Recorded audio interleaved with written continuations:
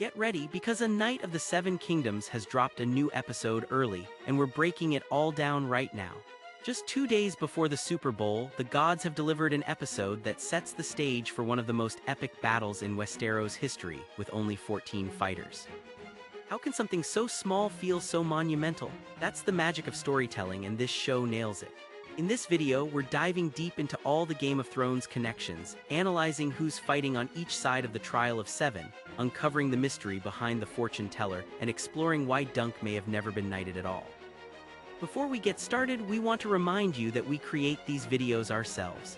Every like, subscribe, and comment helps us grow, so follow and subscribe to our channel, Movies and Series Reset.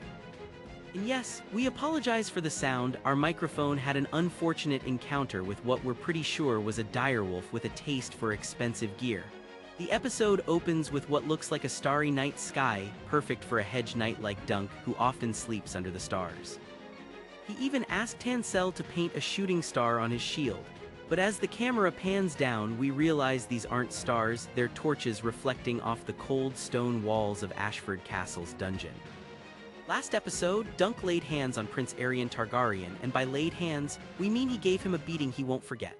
Prince Aerion, son of Mar and grandson of King Daeron II, was furious that a commoner would insult the Targaryen name by performing the legend of Serwyn of the Mirror Shield, a tale of a knight slaying a dragon. Since the Targaryens see themselves as the blood of the dragon, Aerion took this as treason. In the book, Dunk admits he doesn't know what came over him. He saw a girl in trouble and acted on instinct. Now, he's paying the price for roughing up a prince who's ninth in line to the throne.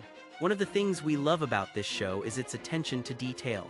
Last episode, Plummer mentioned rain might be on the way, and what do we see as Dunk looks out his cell window?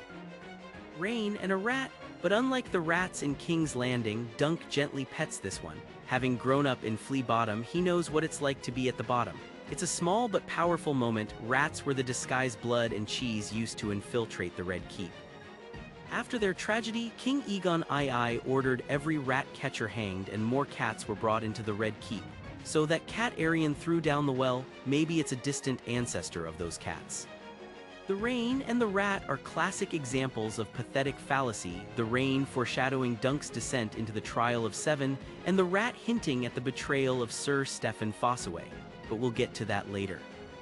Egg arrives in his princely Targaryen robes, revealing his true identity as Aegon V, 10th in line to the throne and 4th son of Mar Targaryen.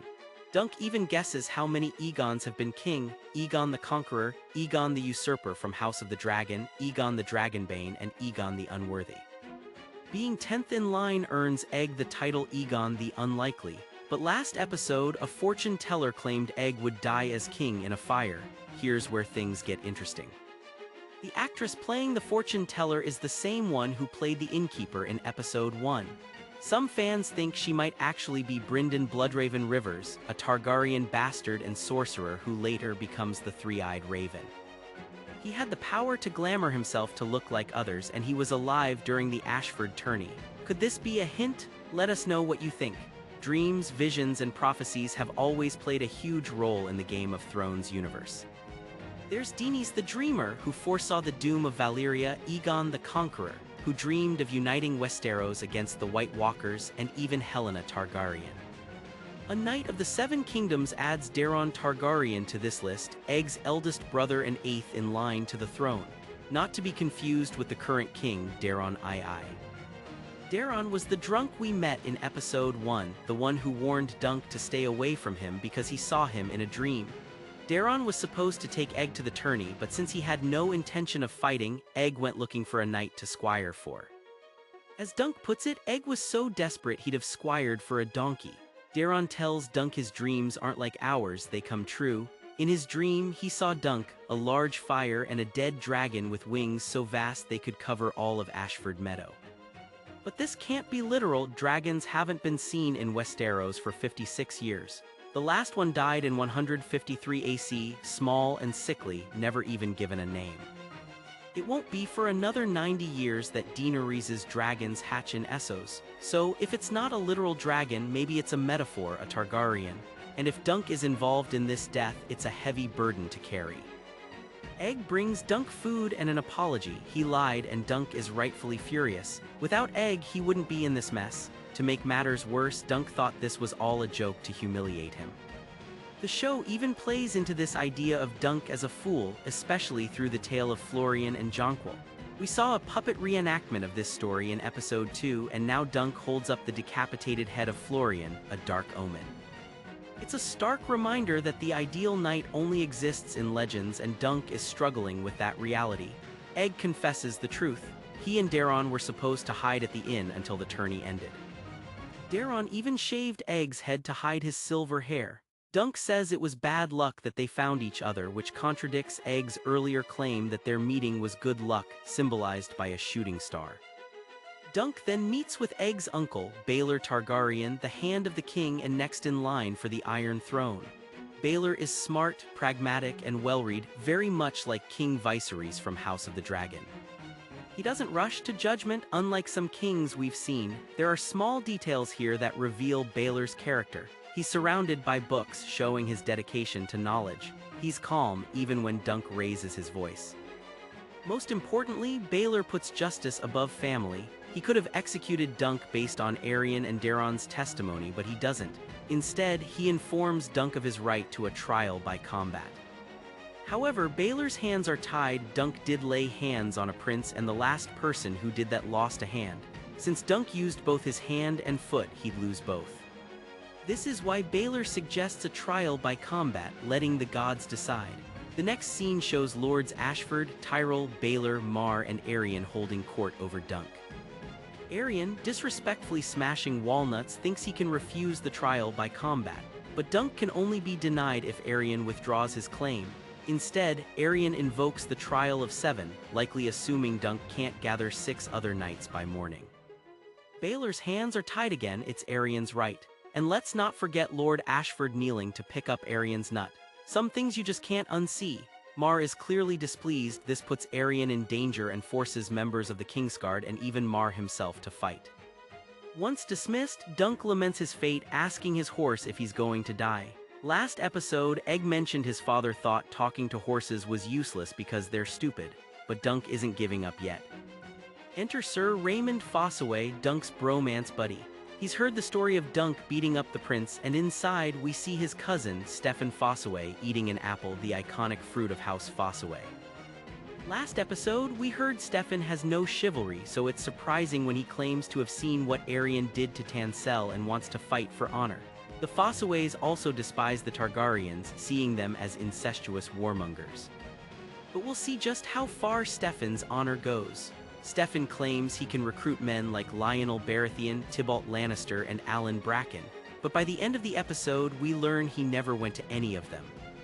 The only reason Lionel is there is because Egg asked him. In the book, Dunk himself tries to recruit Lords Lannister and Bracken, who bluntly refuse, so Steffon's promise is just empty words.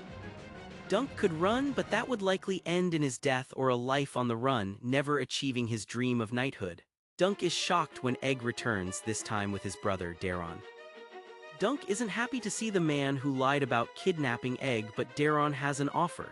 He'll fight on Dunk's side, but plans to get hit once and then play dead, making it a 6-vs-7 fight if Dunk can gather his men. You might be wondering, why would Egg help Dunk in a battle that could kill his father and brothers? The key here is that death isn't guaranteed in a trial of 7. A side wins by making the other yield or become incapacitated.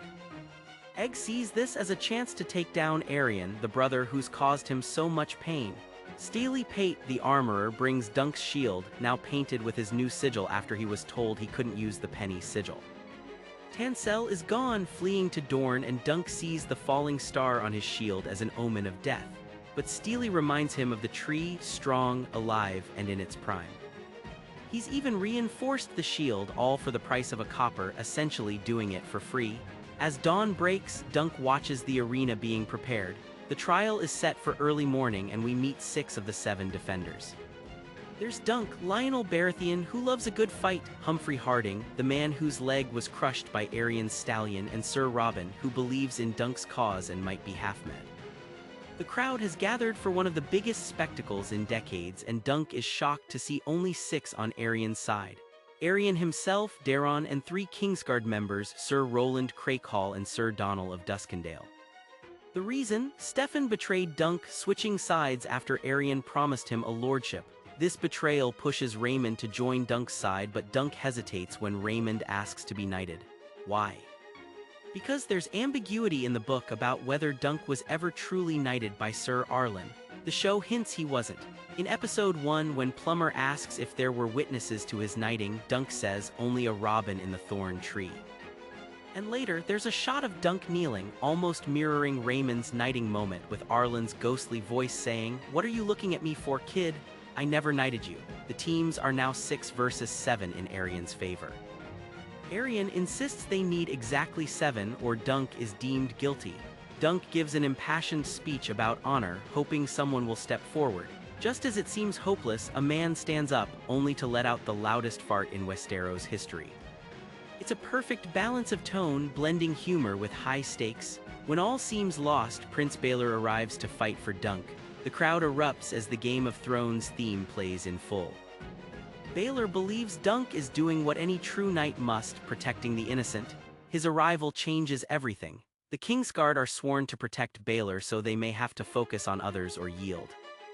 Daeron won't harm his uncle, and it'll be interesting to see if Mar or Aerion strike at him. The end of episode 4 is just the beginning of episode 5, the epic trial of 7. Who will live, who will die? And will Dunk prove his innocence? We'll have to wait until next week to find out. Follow and subscribe to our channel, Movies and Series Reset, for more reviews and deep dives. Until then, remember, great stories are worth fighting for.